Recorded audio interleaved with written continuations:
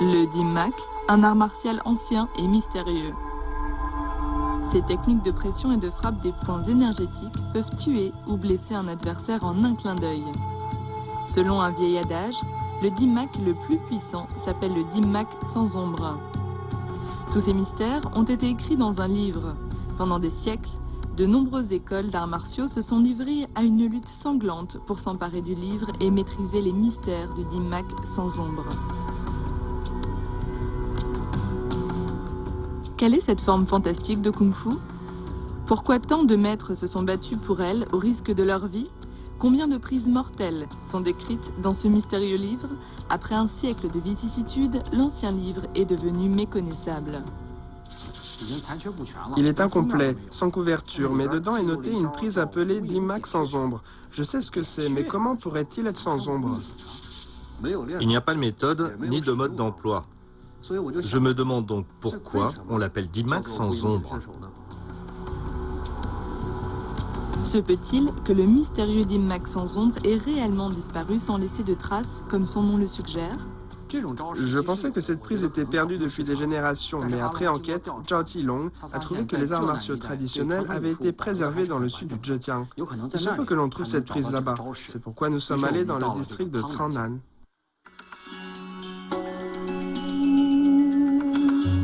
Le district de Changnan se situe à l'extrême sud de la province du Zhejiang. Il s'appelle ainsi car il se trouve au sud de la montagne Yuchang. Selon les habitants, les arts martiaux de Changnan appartiennent au style du sud. Changnan est non seulement connu pour sa longue tradition des arts martiaux, mais aussi pour avoir été le principal champ de bataille sur lequel la dynastie des Ming a combattu les pirates japonais. Le jour de notre arrivée, nous assistons à un rituel sacrificiel populaire de grande envergure.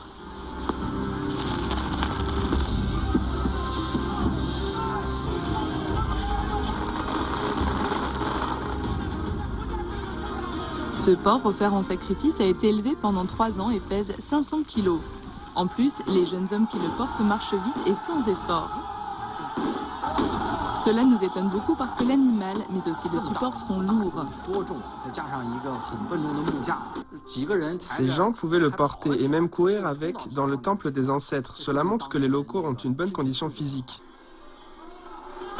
C'est une sorte d'activité rituelle.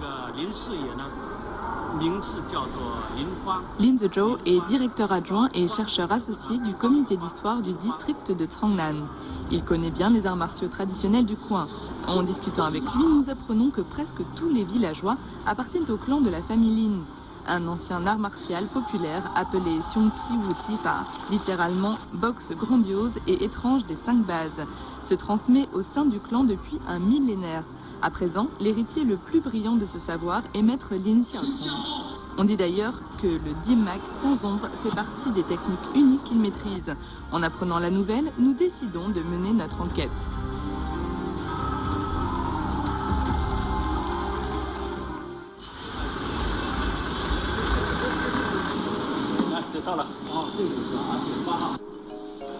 Nous allons chez maître Lin Xiaotong. En chemin, on nous explique que dans sa jeunesse, maître Lin a ouvert des dizaines de clubs d'arts martiaux et accueilli jusqu'à plusieurs milliers d'élèves. C'est un maître d'arts martiaux très connu à Changnan. Mais quelle est vraiment sa force? Avec lui, trouverons-nous le Dim-mak sans ombre? Nous sommes tous très impatients de le savoir.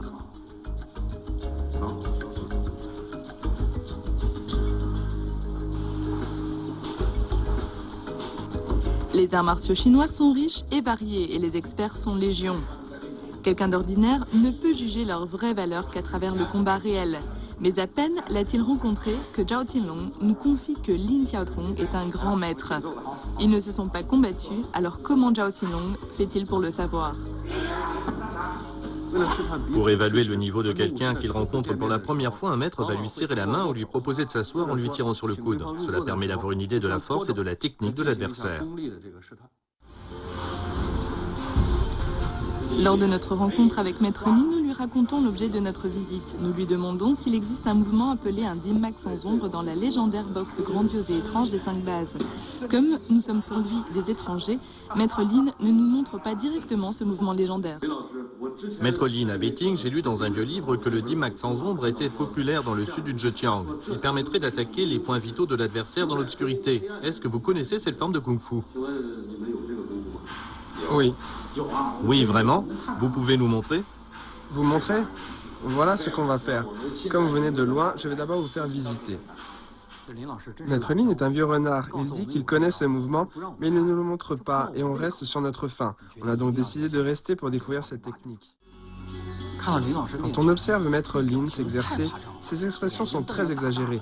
Il a les yeux grands ouverts, la mâchoire et le cou rentrés. On dirait un coq prêt au combat. Et puis il pousse des cris particulièrement impressionnants. Je pense que cela doit intimider les adversaires.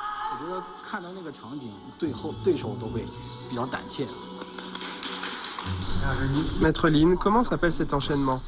Ce sont les 5 techniques de base, à savoir le dragon, le tigre, l'aigle, l'anguille et la grue. On les appelle les bases de la boxe. Je trouve que vos expressions ainsi que les mouvements du cou sont très exagérés. Et les yeux sont grands ouverts. Pourquoi? Ce n'est pas de l'exagération. Notre boxe ouvre la ligne du front. La force monte à partir de là. Quand elle monte, les cils s'écartent. Quand ils sont bien ouverts, on voit clairement les poings et les pieds de l'autre. On rentre la mâchoire inférieure. C'est un mouvement pour se protéger? Oui. Y a-t-il d'autres changements du corps? Oui, je peux vous montrer. Super. Ici, la gorge est un point vulnérable. Vous pouvez presser sur ma pomme d'Adam, vous voyez? Elle n'est plus là. Intéressant. Elle est cachée. Oui. En combat réel, vous n'avez pas besoin de la protéger. Si on vous donne un coup, vous faites ça, il n'y a plus de problème. Pas besoin de protection. Non. Les côtes se ratatinent ainsi. C'est comme si tout le haut du corps se comprimait. Oui, c'est ça. La place initiale de ce muscle était ici. Il a tourné.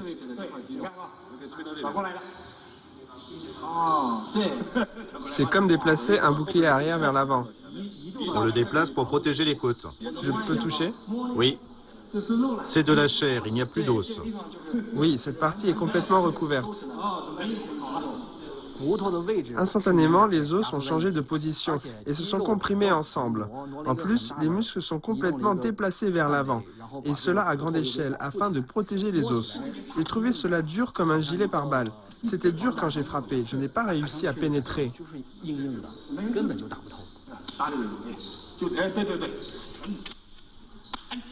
Plus fort. Encore plus fort. La sensation était différente qu'en frappant quelqu'un qui fait la chemise de fer. Tilong a pratiqué la chemise de fer. En le frappant, j'avais l'impression de frapper un pneu. Mais quand je frappais Maître Lin, j'avais l'impression de frapper un tonneau. En fait, on a tous entendu parler des boxes du tigre et de la grue. Et puis, leur nom donne une idée de ce que c'est. Mais le style de l'anguille, c'est quoi? L'anguille colle, elle est gluante. Elle est collante. Collante? Sa peau est collante. Oui, mais quand on veut la saisir, elle glisse. Si tu donnes un coup de poing direct, Maître Lin va s'attacher à toi. Essaye. D'accord. Qu'est-ce que vous entendez par s'attacher? Donnez juste un coup de poing direct. Ça va comme ça? Oui, si tu veux retirer ton bras, je m'y accroche et tu ne peux pas le faire.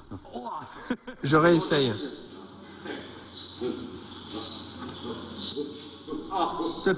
Dans le Xinyi-Tuan du Nord, le style de l'anguille n'existe pas. Même dans le Sud, c'est très rare. Tout d'abord, il forme un angle relativement aigu avec la main et le poignet. Il utilise cet angle pour rattraper le bras de l'adversaire. À ce moment, sa peau adhère à celle de l'adversaire. Pour ce dernier, c'est très difficile de retirer sa main parce que son articulation est bloquée. Si tu bouges, il suit le mouvement, c'est prodigieux. Je me demande pourquoi je ne peux pas retirer ma main. Regardez, je ne peux absolument pas la retirer. Maître Lin ne serre pas avec le pouce, ce n'est pas ce qu'il fait. Non. Il me retient avec seulement 4 doigts et le poignet. À part le côté adhésif, le style de l'anguille se caractérise par son côté glissant. Les autres ont du mal à vous saisir. Saisis Maître Lin pour qu'il fasse le style de l'anguille. À deux mains. Serre fort. Ça va. Serre fort.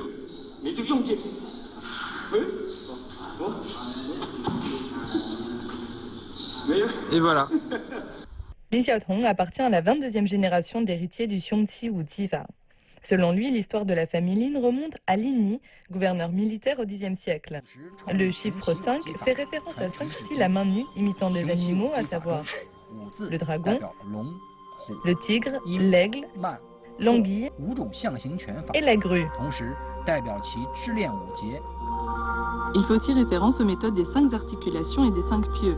Par ailleurs, comme 5 est au milieu des autres chiffres, cela fait allusion à la doctrine du juste milieu et à la paix.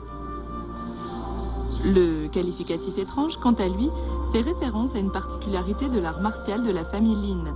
Ses pratiquants ont en effet une apparence étrange. On apprend que les arts martiaux de la famille Lin incluent de nombreux mouvements étranges. Le Wu Tifa a été créé sous la dynastie des Song et se transmet depuis plus d'un millénaire. Y a-t-il d'autres techniques spéciales? Quelle est son efficacité en combat réel? Notre ami Eric Couillard a très envie de faire un combat. Quant à nous, nous aimerions voir en vrai les mouvements décrits dans le livre ancien.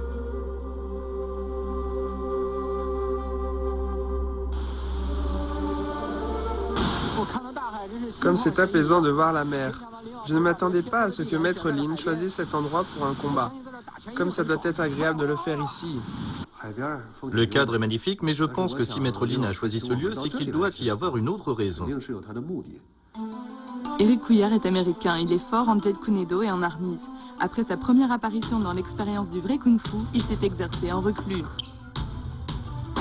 Lin Yi est le disciple de Maître Lin depuis 31 ans.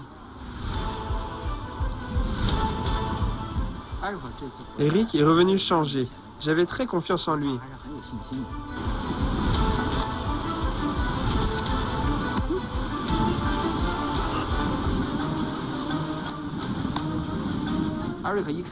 Eric a été jeté à terre dès le début.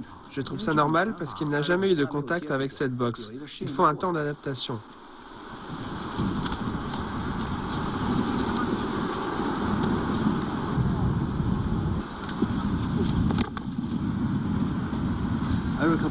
Ce n'est pas seulement une question d'adaptation, il y a une différence de force. Eric n'a pas le niveau. C'est une éraflure? Oui, surtout à cause du sable. Ça fait mal? Non. Ça va? Pas de problème. Bien sûr, je n'ai pas de maladie.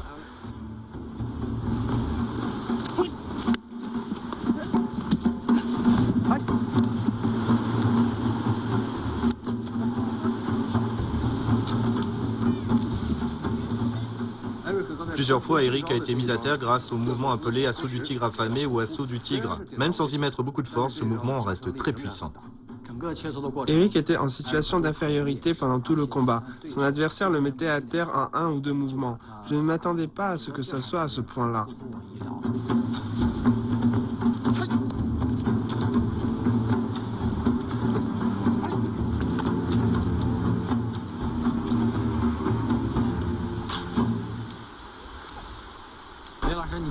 Maître Lin, vous trouvez qu'ils se battent comment?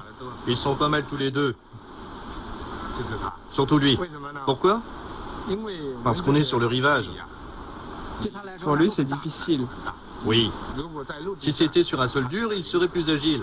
J'ai choisi ce lieu pour montrer une caractéristique de notre art martial. En général, ceux issus des autres écoles s'enlisent sur cette plage et ne peuvent pas bien utiliser leurs arts martiaux. Il a utilisé une des 5 bases de notre boxe, le style du tigre. Le mouvement qu'il a fait appartient au style du tigre. Oui, tout comme les autres mouvements. Il est blessé à la jambe parce qu'il lui a donné un coup de patte du tigre. L'assaut du tigre est un mouvement du style du tigre appartenant au Wu Tifa. Après avoir ouvert la ligne centrale de l'adversaire, le maître attaque avec les 2 paumes le thorax ou d'autres points faibles. La poussée est de plus de 200 kg, ce qui permet de projeter facilement l'adversaire. Le combat est terminé, mais nous n'avons toujours pas vu le Dim Mak sans ombre. Cependant, pour mieux comprendre le Wu Tifa et trouver un moyen de contrer l'assaut du tigre, Eric décide d'apprendre cet ancien art martial mystérieux auprès de Maître Lin.